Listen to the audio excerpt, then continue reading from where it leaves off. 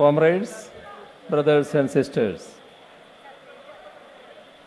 I am privileged to be a part of this gathering of bankers.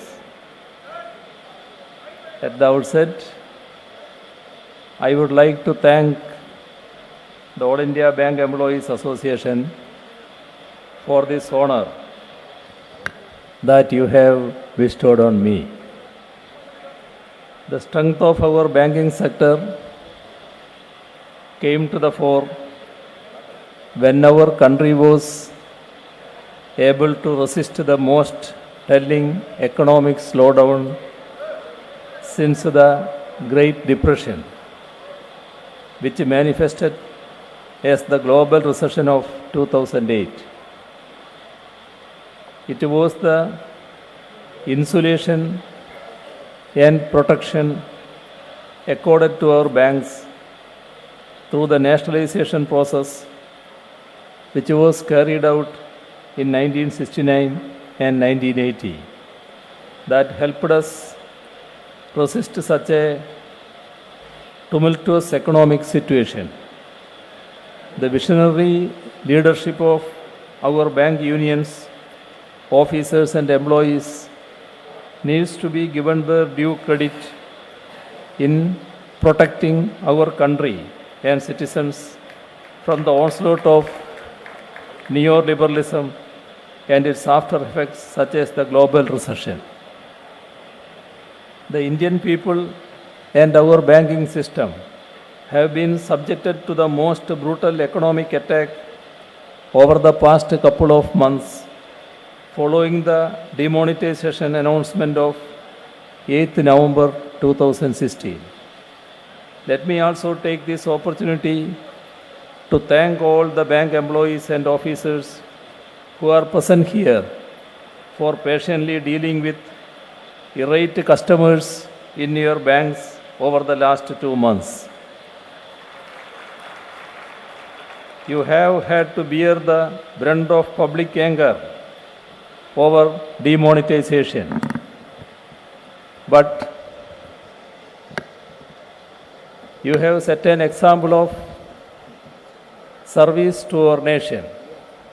Despite the best cooperation extended by all sections of employees, the acute problem faced by the commoners across the country could not be substantially mitigated.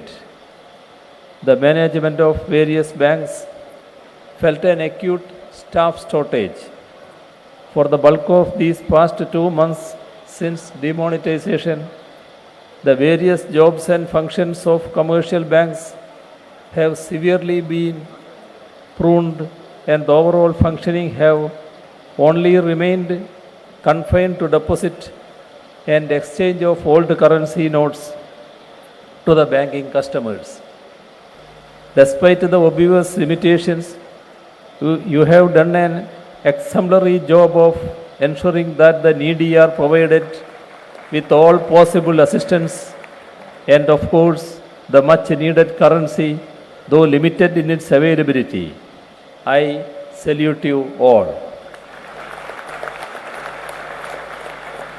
We live in strange times when the hard-earned reputation of our banks and trust of our public on our banking system are conspicuously eroded by those who are meant to protect it. The most disheartening part of it is the conscious effort to undermine the nationalized and cooperative banks for the benefit of vested interests. One notable effort was that the RBI repeatedly made public statements that adequate cash was being supplied to banks, when the reality was the contrary. These statements made the public feel that RBI was supplying cash to banks and that the bank staff were deliberately not extending payments. In fact, as the situation grew grim, the bank employees went on to say that the RBI should stop banking operations and shut down banks for 15 days till adequate money was available. The second was the absolute disdain for the cooperative sector of this country, the lifeline of rural India. As collateral damage of the Tughlaqian reform, the credit cooperatives in India were virtually forced to pull down their shutters. This is particularly so for the cooperatives in Kerala, which for the last 1 decade have been resisting the imposition of Vaidyanathan Committee recommendations. It may be remembered that the credit cooperatives in Kerala have been the strongest in India, with crores of accounts and more than rupees 1.2 lakh crore in deposits in primary agricultural credit societies alone. It may be noted that the deposits in commercial banks in Kerala would be only rupees 3.7 lakh crores. It accounts to more than 50% of the total cooperative deposits in the country. The cooperatives in Kerala have a tradition dating back to the Renaissance movement and are supported by powerful grassroots level movements rather than being mere bureaucratic appendages of state machinery. Cooperative banks across the country are known for offering the poor easy loans and deposits, and hence is their favorite financial institution.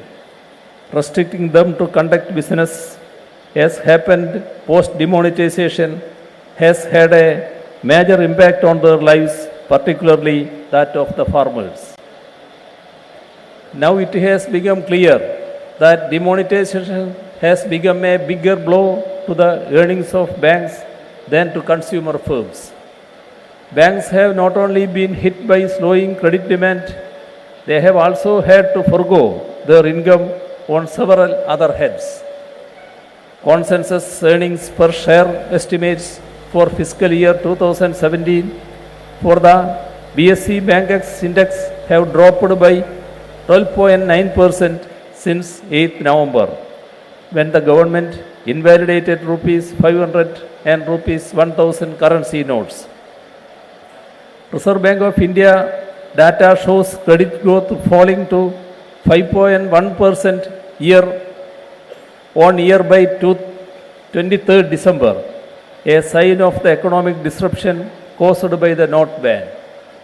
SBI Chief Economist Soumya Gandhi Ghosh has said that credit growth was the lower in over 60 years since 1954-55, when it had slowed to 1.7%. According to Jefferies India, an investment bank, credit growth could slip to 6% in the financial year 2017. Even prior to the attack on our banks through demonetization, the attack on our regional banks had reached its zenith with the proposed merger of SBI and its subsidiaries. The merger approved by the SBI board in August 2016 is supposed to create a banking giant which will make it into one of the top 50 banks of the world.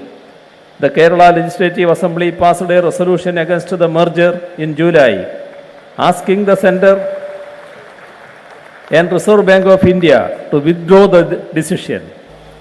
Legislatures cutting across political affiliates voted for it, except for the lone Bharatiya Janata Party legislature in the House.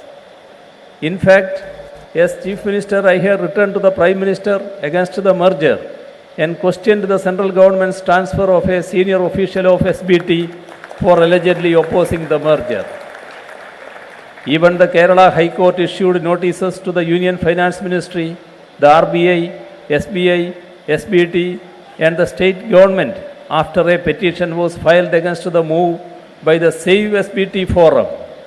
The forum represents central trade unions, ruling and opposition political parties and well-known individuals like the filmmaker Adur Gopalakrishnan.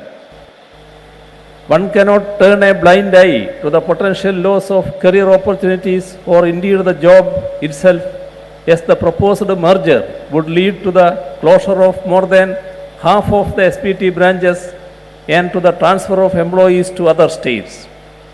For the Kerala government, as we carry out all major business transactions in SBT, What is worrying is a possible disappearance of a banking dispensation which accorded priority for the causes of the state and its people. The state shares an emotional bond with the SPT, and its disappearance would no doubt adversely affect investment in Kerala.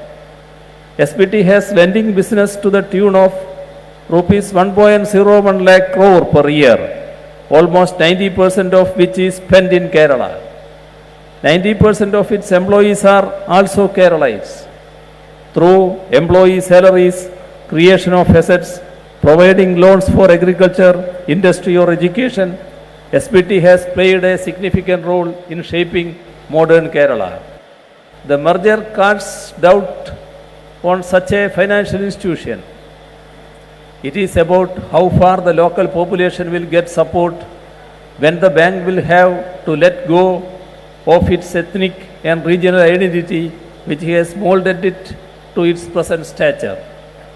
This attack on our regional and autonomous institutions is part of a political motive.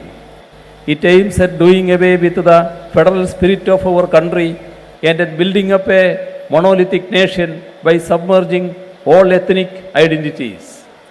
Regional and autonomous institutions have had a special role in catering to the needs of those regions and people they represent.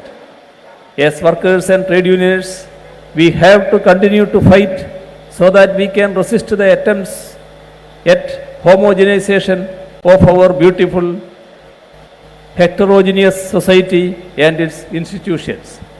It is imperative that they remain regional and autonomous.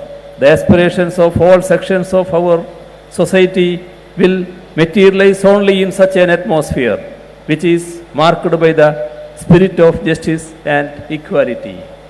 Thank you very much.